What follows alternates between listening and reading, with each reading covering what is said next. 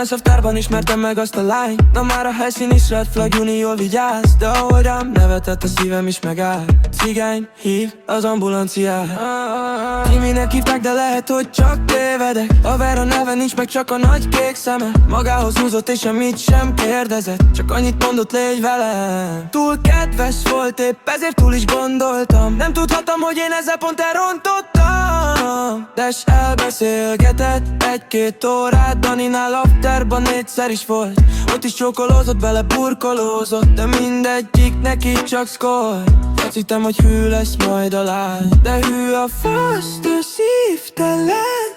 Csak éljem túl még ezt az éjszakát, és holnaptól ég veled. Az 5 kertől a dojóig nagy híre volt, mivel a kárszakértésznek nagy híve volt. Neki az már belefér, de semmi szexuál, ezzel odozta fel magát.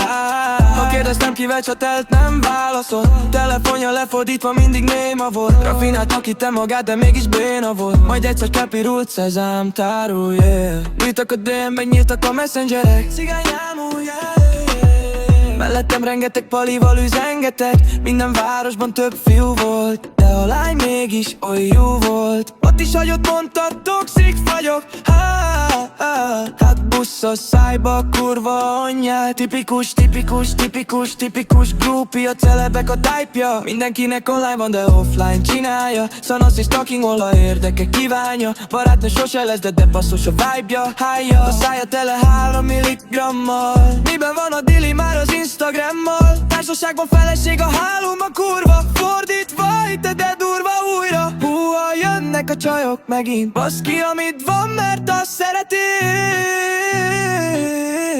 Mikor a búk ezt a mini bugyi bemarja, de neked tényleg nem szól senki, hogy ez a legalja. Azt hittem, hogy hű lesz majd a lány, de hű a faszt, ő szívtelen. Csak éljem túl még ezt az éjszakát, és holnaptól ég veled.